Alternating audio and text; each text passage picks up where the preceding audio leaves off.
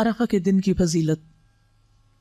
قرآن مجید میں اس دن کی عظمت کا ذکر کیا گیا ہے، وَالسَّمَاءِ ذَاتِ الْبُرُوجِ وَالْيَوْمِ الْمَوْعُودِ وَشَاهِدٍ وَمَشْهُودٍ، قسم ہے برجوں والے آسمان کی اور اس دن کی جس کا وعدہ دیا گیا ہے، اور حاضر ہونے والے کی اور جس کے پاس حاضر ہوا جائے، یعنی وَشَاهِدٍ وَمَشْهُودٍ، اور مشہود سے مراد عرفہ کا دن ہے جس میں سب لوگ ایک جگہ پر حاضر ہوتے ہیں۔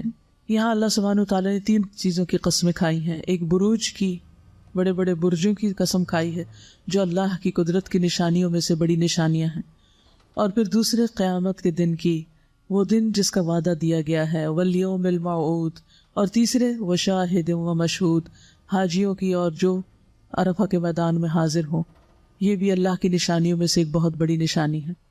تو آپ دیکھیے کہ یہاں پھر قیامت کا ذکر ہے عرفہ کے دن کے ساتھ، قیامت جمعے کے دن کو آئے گی۔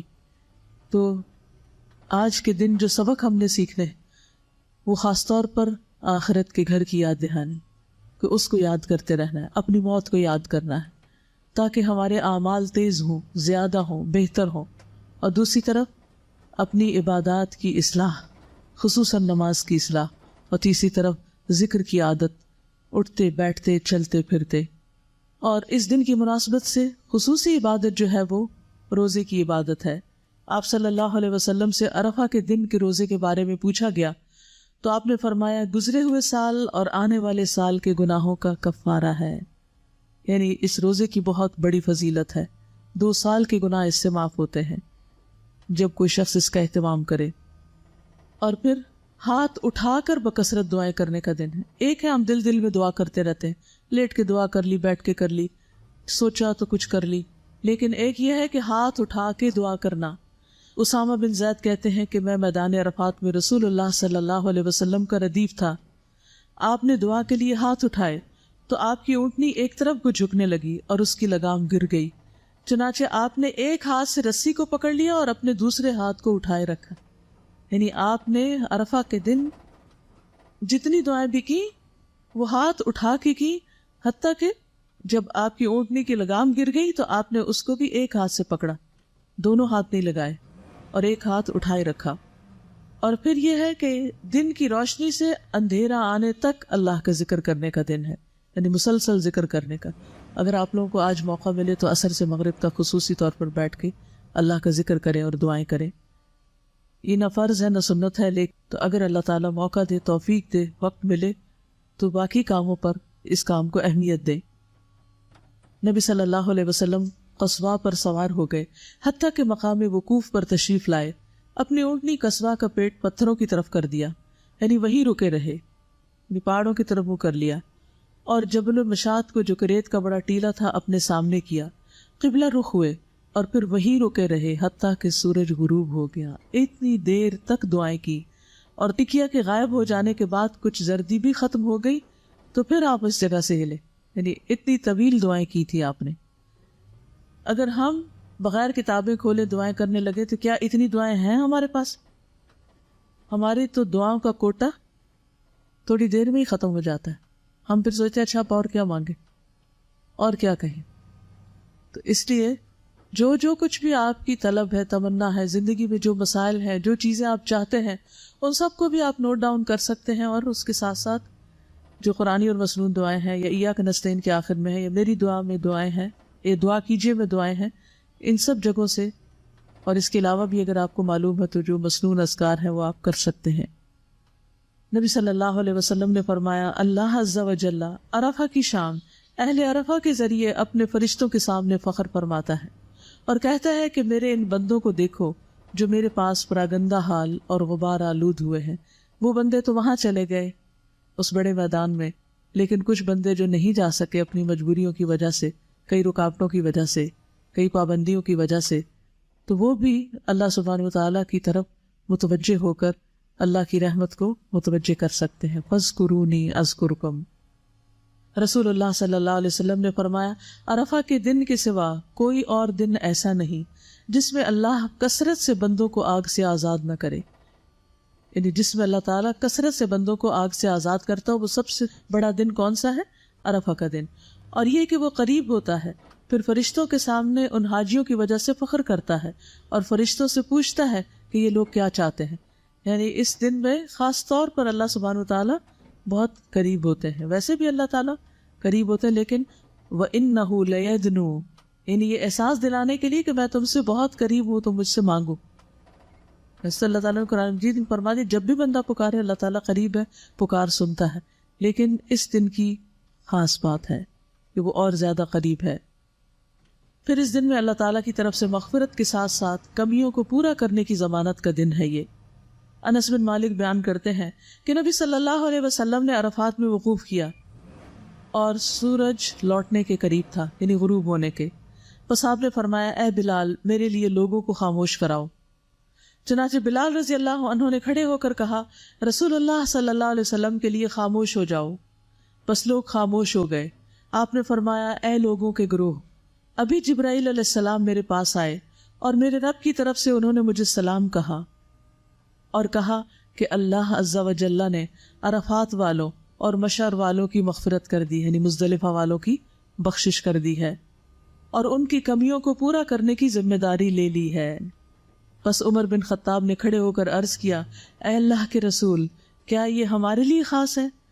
آپ نے فرمایا یہ تمہارے لیے بھی ہے اور جو تمہارے بعد آئیں قیامت تک ان کے لیے بھی خاص ہے. اور اگر اس وقت کوئی یہ پوچھ لیتا کہ جو لوگ تڑپنے کے باوجود نہیں پہنچ سکتے کیا ان کا بھی اس میں کوئی حصہ ہے، تو مجھے پوری امید اور یقین ہے کہ نبی صلی اللہ علیہ وسلم ان کے لیے نہ فرماتے. تو اللہ سے اچھا گمان رکھیے اور دور ہوتے ہوئے اس میدان سے دل سے قریب رکھیے اور دعائیں کرتے رہیے. یہ دن اللہ کی رضا اور جنت پانے کا دن ہے.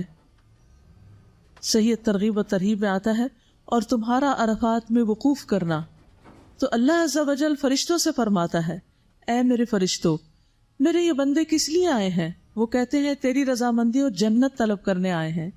پھر اللہ تعالیٰ فرماتا ہے میں اپنے نفس اور مخلوقات کو گواہ بنا کر کہتا ہوں کہ میں نے ان کو بخش دیا اگرچہ ان کے گناہ زمانے کے دنوں کی گنتی کے برابر ہوں. یعنی جب سے دنیا بنی ہے آج تک جتنے بھی دن گزر چکے ہیں اتنے گناہ بھی ہو تعداد میں نمبر میں تو بھی یا باریک ریت کے ذروں کے برابر ہی کیوں نہ ہو تو ان کے گناہ معاف کر دوں گا. یعنی جو لوگ حج کے لیے گئے ہوئے ہیں.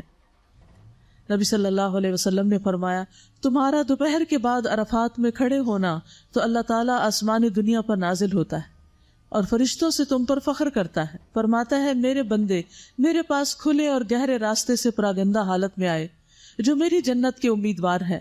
بس اگر تمہارے گناہ ریت کے ذروں یا بارش کے قطروں یا سمندر کی جھاگ برابر بھی ہوں تو میں انہیں بخش دوں گا. میرے بندو لوٹ جاؤ، تم بخشے بخشائے ہو اور ان کی بھی مغفرت ہے جن کی تم نے سفارش کی، یعنی جن کے لیے تم دعائیں کرو گے ان کو بھی بخش دوں گا. تو گویا حاجیوں کی دعائیں قبول ہوتی ہیں، وہ جن کے لیے بخشش کی دعائیں کریں ان کی بھی بخشش ہو جاتی ہے. تو سچے دل سے دعا بھی مانگیں اور نیت کریں کہ اللہ تعالیٰ آئندہ سال ہم سب کو حج پہ لے جائے. پوری دنیا کی دولت انسان قربان کر دے تو یہ جگہ نہیں پا سکتا. یہ جگہ آسانی سے نہیں ملتی. دنیا میں آپ دیکھیے چھوٹی چھوٹی جگہ لینے کے لیے ہم کتنی ایفرٹ کرتے ہیں. ہمیں آگے جگہ مل جائے، ہمیں کرسی اپنی پسند کی مل جائے. خاص طور پر جو لوگ میچز وغیرہ دیکھتے ہیں یا کہیں ڈرامے دیکھ رہے ہوتے ہیں یا اپنی پسند کی کوئی چیزیں، تو اس وقت وہ کتنا زیادہ کانشیس ہوتے ہیں اپنی سیٹنگ کے بارے میں.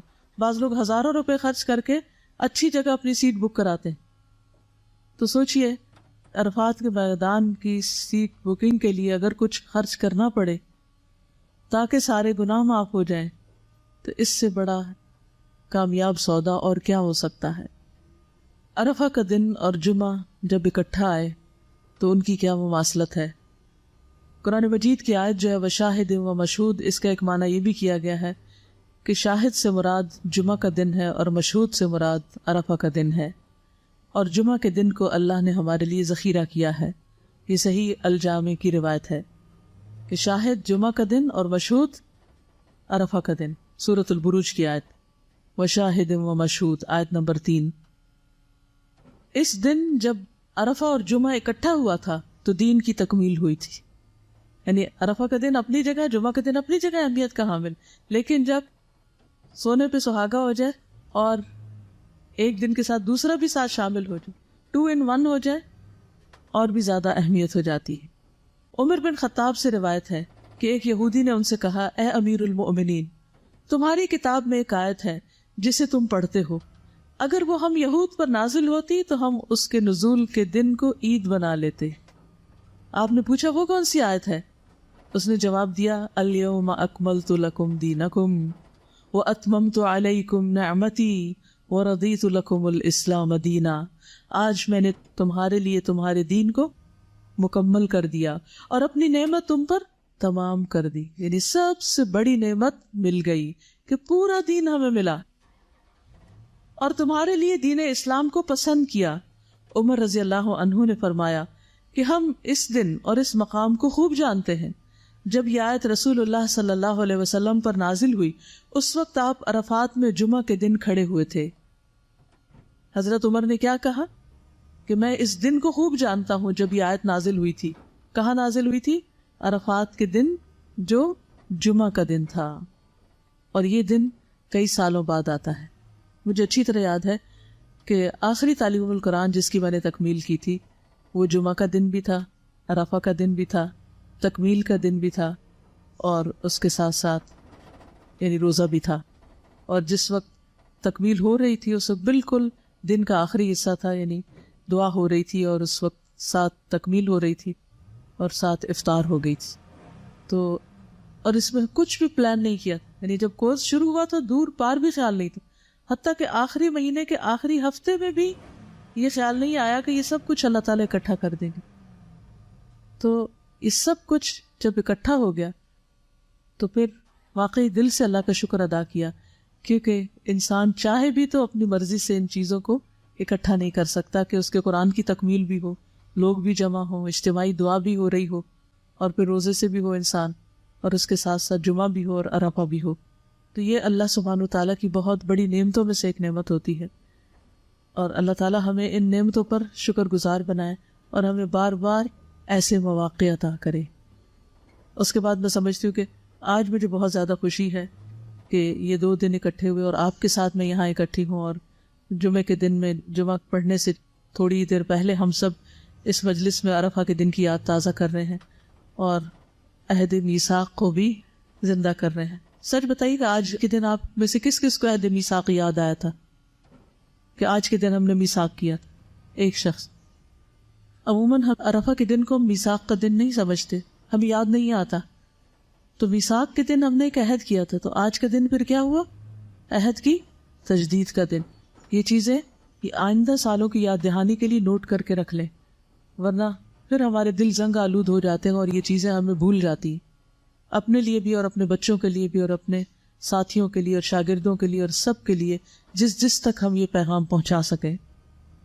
جمعہ اور عرفہ دونوں دنوں میں غسل مستحب ہے۔ مجھے امید ہے آپ سب نے غسل کیا ہوگا، اگر کوئی کسی وجہ سے رہ گیا ہے تو جا کر لے۔ ایک شخص نے حضرت علی سے غسل کے بارے میں پوچھا، انہوں نے کہا اگر تم چاہو تو روزانہ غسل کر لو۔ اس نے کہا میں عام غسل کے بارے میں نہیں پوچھ رہا، خاص غسل یعنی جمعے کے دن کے بارے میں پوچھ رہا ہوں، اور عرفہ کے دن اور قربانی کے دن اور عید الفطر کے دن، تو یہ خاص غسل کے بارے میں پوچھ رہے ہیں۔ تو آپ نے فرمایا، نہیں حضرت علی نے فرمایا کہ خاص غسل کون کون سا ہے؟ جمعے کا دن، عرفہ کا دن، قربانی کا دن اور عید الفطر کا دن۔ تو یوم النحر کو بھی انشاءاللہ آپ غسل کریں گے عید کے لیے۔ پھر یہ بھی ہے کہ عرفہ اور جمعہ دونوں دن کی دعا قبول ہوتی۔ جبریل علیہ السلام نے نبی صلی اللہ علیہ وسلم کو بتایا اس جمعہ میں ایک ایسی گھڑی ہے کہ جو بندہ اس میں اپنے رب سے خیر کی دعا مانگے، جس کا وہ مستحق ہو تو وہ اس کو نواز دے گا، یا وہ کسی شر سے پناہ مانگے اور اس شر سے بھی بڑے شر سے اس کو دور کر دیا جائے گا، یعنی جس شر سے اس نے پناہ مانگی ہے اس سے بھی اور اس سے بھی بڑے شر سے اللہ تعالیٰ اس کو بچا لے گا۔ فَوَقَاهُمُ اللَّهُ شَرَّ ذَلِكَ الْيَوْمِ، اللہ ہم سب کو آخرت کے دن کے شر سے بچا لے، اور اس کو آخرت میں ہم یوم المزید کہیں گے۔ یوم المزید کون سا ہے؟ جمعہ کا دن ہے جس دن اللہ سبحانہ وتعالیٰ کا دیدار ہوگا۔ ان دونوں دنوں میں خطبہ ہوتا ہے۔ جابر بن عبداللہ کہتے ہیں میں نے رسول اللہ صلی اللہ علیہ وسلم کو حج کے موقع پر اپنی اونٹنی قصبہ پر سوار ہو کر عرفات کے دن خطبہ دیتے ہوئے دیکھا تھا۔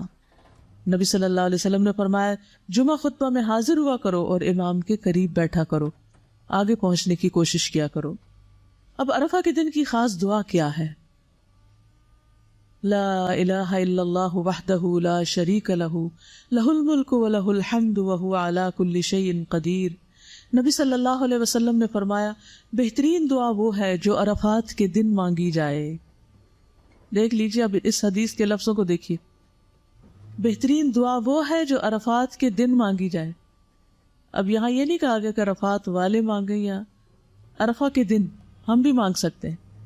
اور بہترین دعا وہ ہے جو میں نے مانگی اور مجھ سے پہلے نبیوں نے مانگی، اور وہ ہے لا الہ الا اللہ وحدہ لا شریک لہ لہ الملک ولہ الحمد وہو علی کل شیء قدیر، کہ اللہ کے سوا کوئی معبود نہیں، وہ اکیلا ہے، اس کا کوئی شریک نہیں، اسی کی بادشاہت ہے اور سب تعریف اسی کے لیے ہے، وہ ہر چیز پر قدرت رکھتا ہے۔ نبی صلی اللہ علیہ وسلم نے فرمایا جو شخص رات کو بیدار ہو کر یہ دعا پڑھے لا الہ الا اللہ وحدہ لا شریک لہ لہ الملک ولہ الحمد وہو علی کل شیء قدیر، الحمد للہ وسبحان اللہ ولا الہ الا اللہ واللہ اکبر ولا حول ولا قوة الا باللہ، پھر یہ پڑھے اللہم اغفر لی، یا کوئی اور دعا کرے تو اس کی دعا قبول ہوتی، پھر اگر وہ وضو کرے اور نماز پڑھے تو نماز قبول ہو جاتی۔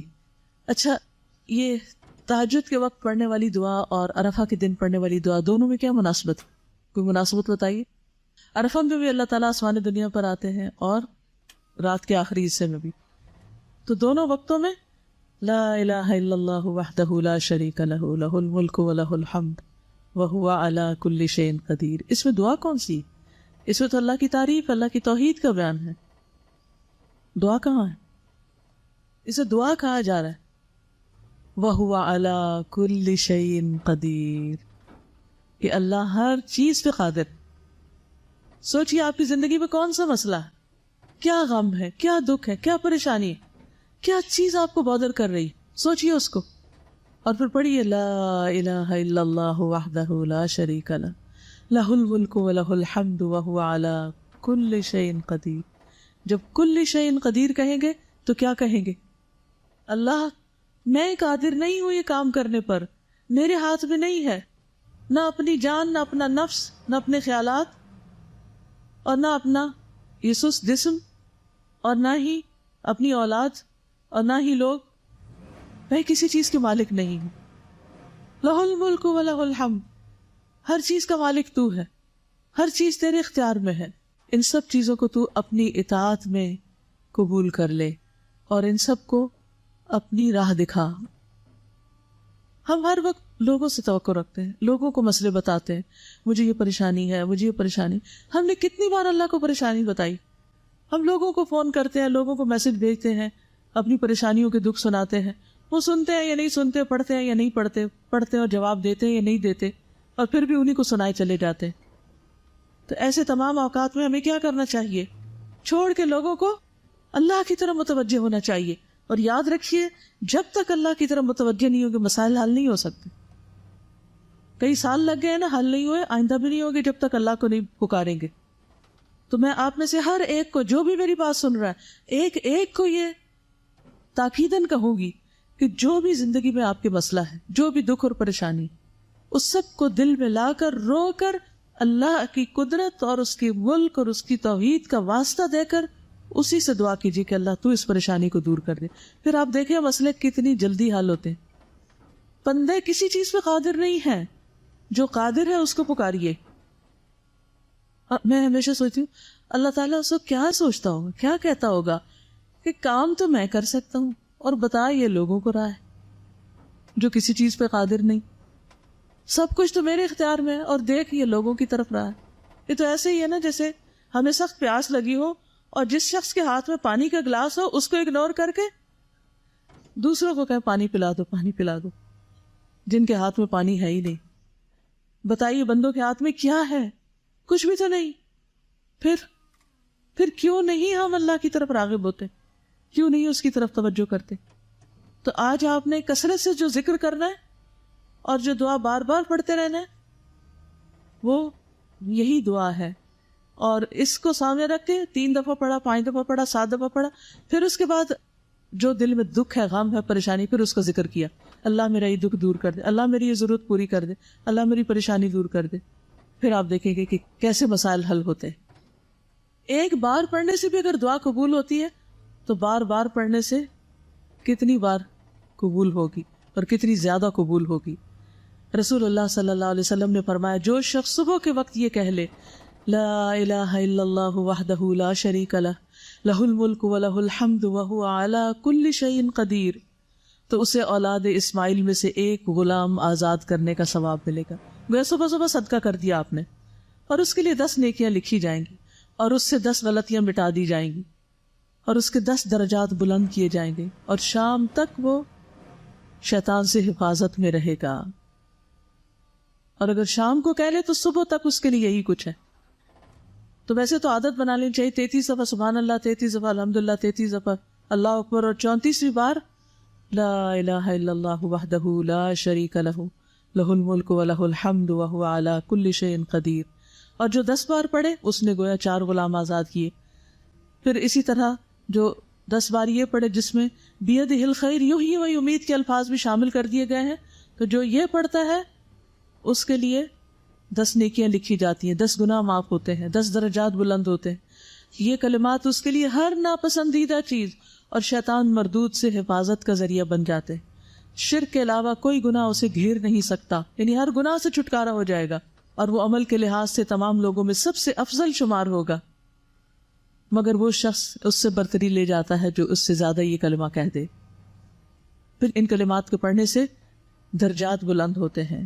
100 بار پڑھنے کا اجر کیا ہے کہ شیطان سے حفاظت رہتی ہے اور کوئی شخص اس سے بہتر عمل نہیں کرتا جو کلمہ 100 بار یہ پڑھ لے. کوئی شخص اگر عام دنوں میں نہیں پڑھے تو اللہ کی رضا کے لیے آج تو کم از کم 100 بار اس کو ضرور پڑھ لیں.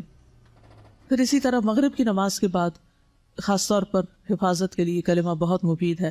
رات سے ڈرتے ہوں، اپنے گناہوں سے ڈرتے ہوں تو یہ کلمہ پڑھیں، جتنے بھی گناہ ہوں گے اللہ تعالیٰ معاف فرما دیں گے. پھر اسی طرح بازار میں داخل ہوتے وقت اس کلمے کو پڑھنے کے بہت درجات ہیں. 10 لاکھ یعنی 1 ملین نیکیاں لکھی جاتی ہیں اس شخص کے لیے جو بازار میں داخل ہوتے وقت یہ کلمہ پڑھتا ہے. کچھ لوگوں کے گھر بھی بازار میں سے گزر کے آتے ہیں تو ہر روز عادت بنا لیں کہ بازار سے گزرتے ہوئے یا گاڑی بھی گزر رہی ہو آپ کی تو یہ کلمہ پڑھ لیں. لا الہ الا اللہ وحدہ لا شریک لہ لہ الملک و لہ الحمد یحیی و یمیت وہو حی لا یموت بیدہ الخیر کلہ وہو علی کل شیء قدیر. اور اللہ تعالیٰ اس کے 10 لاکھ درجے بلند کرتا ہے کیونکہ بازار غفلت کی جگہ ہے. جو وہاں پڑھتا ہے اس کے درجے بلند ہو جاتے ہیں. تو اس دعا کو پڑھنے کے لیے کون سے مواقع ہیں؟ صبح شام، یا 1 بار، 10 بار، 100 بار، 200 بار، جتنا پڑھ سکیں. سوتے وقت 1 بار، رات کو آنکھ کھلنے پر 1 بار، بازار میں داخل ہوتے وقت 1 بار، ہر نماز کے بعد 3 بار، مغرب کی نماز کے بعد 10 بار، دوران سفر 1 بار، صفا مروہ چڑھتے وقت 3 بار، اور عرفہ کے دن انگنت بار. عرفہ کے دن آپ صلی اللہ علیہ وسلم نے لوگوں کو خطبہ بھی دیا تھا اور انہیں مختلف چیزوں کی نصیحت کی تھی، اور خاص نصیحت جو اس دن کی گئی وہ آپ کو بھی کرتی ہوں. عدا بن خالد کہتے ہیں میں نے عرفہ کے دن رسول اللہ صلی اللہ علیہ وسلم کو اپنے اونٹ کی دونوں رکابوں پر کھڑے ہوئے دیکھا اور بلند آواز سے فرما رہے تھے اے لوگو یہ تمہارا کون سا دن ہے؟ لوگوں نے کہا اللہ اور اس کا رسول ہی بہتر جانتے. آپ نے پوچھا یہ تمہارے مہینوں میں سے کون سا مہینہ ہے؟ لوگوں نے کہا اللہ اور اس کا رسول ہی بہتر جانتے. آپ نے پوچھا تمہارے شہروں میں سے یہ کون سا شہر ہے؟ لوگوں نے کہا اللہ اور اس کا رسول ہی بہتر جانتے ہیں. آپ نے فرمایا تمہارا آج کا دن حرمت والا دن ہے، تمہارا مہینہ بھی حرمت والا مہینہ ہے، تمہارا یہ شہر بھی حرمت والا شہر ہے. یاد رکھو بے شک تمہارا خون اور مال ایک دوسرے کے لیے اسی طرح حرمت والے ہیں جیسا تمہارے اس دن کی، اس مہینے اور اس شہر میں حرمت ہے، یہاں تک کہ تم اپنے رب تبارک و تعالیٰ سے جا ملو، پھر وہ تم سے تمہارے اعمال کے متعلق سوال کرے گا. پھر نبی صلی اللہ علیہ وسلم نے آسمان کی طرف ہاتھ اٹھا کر کئی بار فرمایا اے اللہ تو ان پہ گواہ رہنا، اے اللہ تو ان پہ گواہ رہنا. آپ نے کئی بار ذکر کیا، میں نہیں جانتا آپ نے کتنی بار یہ بات دہرائی، میں گن نہ سکا کہ اللہ تو ان پر گواہ رہنا. یوم مشہود ہے یہ جس دن لوگوں کو گواہ بنایا گیا اس بات پر کہ آپ نے پیغام پہنچا دیا. آپ نے اس دن جاہلیت کی رسموں کا خاتمہ کیا اور آپس کے حقوق کے بارے میں بتایا کہ کس کا کس پر کیا حق ہے. اس دن سود کا خاتمہ کیا گیا تھا، عورتوں کو ان کے حقوق دلوائے گئے تھے. آپ نے فرمایا عورتوں کے بارے میں اللہ سے ڈرو اور پھر اسی طرح گمراہی سے بچنے کا حل بتایا تھا کہ میں تم میں 2 چیزیں چھوڑ کے جا رہا ہوں، جو مضبوطی سے پکڑے گا ان کو وہ کبھی گمراہ نہیں ہوگا۔ کون سی 2 چیزیں؟ قرآن اور سنت۔ پھر اسی طرح آپ نے دین کے غلبے کا تذکرہ کیا، یعنی عرفات کے موقع پر۔ پھر امیر کی اطاعت کی تلقین کی۔ آپ نے فرمایا خواہ تم پر کسی کن کٹے حبشی غلام کو بھی مقرر کر دیا جائے جو تمہیں اللہ کی کتاب کے مطابق احکام جاری کرے تو تم اس کی بات سنو اور اطاعت کرو۔ پھر آپ نے اپنے حوض کا بھی ذکر کیا، حوض کوثر کا، اور پھر بدعت سے بچنے کا حکم دیا، کیونکہ جو لوگ بدعت کریں گے وہ حوض کوثر پہ نہیں پہنچ سکیں گے۔ پھر اسی طرح آپ نے ہر سال قربانی کرنے کی تلقین فرمائی، اور پھر آپ نے سب کے لیے دعائے مغفرت کی، اللہم اغفر لنا، اللہم اغفر لنا، اللہم اغفر لنا۔ تو آپ بھی سب کے لیے دعا کیجیے کہ اللہ ہم سب کو بخش دے۔ حارث بن عمر بیان کرتے کہ میں نبی صلی اللہ علیہ وسلم کے پاس آیا، آپ مینا یا عرفات میں تھے، لوگ آپ کے گرد گھوم رہے تھے، یعنی آپ کے قریب تھے، اور آپ کا چہرہ دیکھتے تو کہتے یہ مبارک چہرہ ہے۔ میں نے عرض کیا اللہ کے رسول صلی اللہ علیہ وسلم میرے لیے بخشش کی دعا فرمائیے۔ آپ نے فرمایا اللہم اغفر لنا۔ میں گھوم کر پھر آیا، پھر عرض کی اے اللہ کے رسول میرے لیے بخشش کی دعا کیجیے۔ آپ نے پھر فرمایا اللہم اغفر لنا۔ میں گھوم کر پھر واپس آپ کے پاس حاضر ہوا، عرض کیا یا رسول اللہ میرے لیے بخشش کی دعا کیجیے۔ آپ نے فرمایا اللہم اغفر لنا۔ تو جب بھی کوئی آپ سے کہے کہ میرے لیے بخشش کی دعا کیجیے تو آپ بھی یہی دعا کیجیے۔ تو گویا یہ دن ایک بہت مبارک دن ہے، یہ گھڑیاں بہت مبارک گھڑیاں ہیں، اس لیے ان کی قدر کیجیے اور ان میں اپنے رب کو خوب خوب یاد کیجیے۔ عرفہ کا روزہ، اہل علم کا اس بارے میں اختلاف ہے، یعنی علم والے اس معاملے میں اختلاف کرتے ہیں کہ عرفہ کا روزہ کون سا وہ دن ہوگا جو 2 سال کے گناہوں کی معافی کا ذریعہ بنے گا۔ تو ایک گروہ کی رائے یہ ہے کہ جس دن عرفات کے میدان میں حاجی وقوف کرتے ہیں باقی لوگ بھی اسی دن کی پیروی کریں گے، اور یہ خیال ہے ابن باز کا، اس کے علاوہ بھی کچھ لوگ ان کے ساتھ ہیں۔ دوسرے گروہ کی رائے یہ ہے کہ عرفہ کا دن 9 ذی الحجہ ہے، 9 ذی الحج، خواہ یہ حاجیوں کے عرفہ کے دن کے موافق ہو یا نہ ہو، چاہے اس دن عرفات میں وہ کھڑے ہوں یا نہ ہو۔ آپ جس علاقے، جس ملک اور جس شہر میں رہتے ہیں، ہر ملک کی اپنی رویت ہے، جیسے نمازوں کے اوقات اپنے اپنے ہیں، جیسے سورج نکلنے اور غروب ہونے کے اوقات اپنے ہیں، اسی طرح چاند کو دیکھنے کے بھی اپنے اپنے اوقات ہیں۔ چاند ایک وقت میں ہر جگہ نظر نہیں آتا، اس لیے نبی صلی اللہ علیہ وسلم نے یہ جو فرمایا ہے کہ صوموا لرؤیتہ وافطروا لرؤیتہ، اس کو دیکھ کے روزہ رکھو اور دیکھ کے روزہ رکھنا چھوڑو۔ تو اس اعتبار سے جب چاند کو فالو کرتے ہوئے ذو الحج شروع کیا جائے گا، نہ کہ مکہ کو سامنے رکھتے ہوئے، تو جس دن بھی پھر 9 ذی الحج ہوگی اس دن کا روزہ رکھنا ہوگا۔ اور یہ رائے ہے ابن عثیمین رحمہ اللہ کی، عبداللہ بن جبرین، اور اسی طرح کچھ اور بھی علماء اس میں شامل ہیں۔ اور یہ سب یہ کہتے ہیں کہ کان رسول اللہ صلی اللہ علیہ وسلم یصوم 9 ذی الحجہ، کہ نبی صلی اللہ علیہ وسلم 9 ذی الحج کو روزہ رکھتے تھے، یعنی انہوں نے اس حدیث کو لیا ہے۔ تو 9 ذی الحج جس ملک میں جہاں کہیں بھی ہوگی ان کے لیے وہی روزے کا دن شمار ہوگا، کیونکہ پھر اس سے اگلا دن ان کا عید کا ہوگا۔ تو ابن عثیمین یہ کہتے ہیں کہ مطلع مختلف ہونے کی بنا پر چاند بھی مختلف ہے۔ مثلا جب مکہ مکرمہ میں چاند دیکھا گیا تو اس کے مطابق یہاں 9 تاریخ ہوگی، کسی دوسرے ملک میں مکہ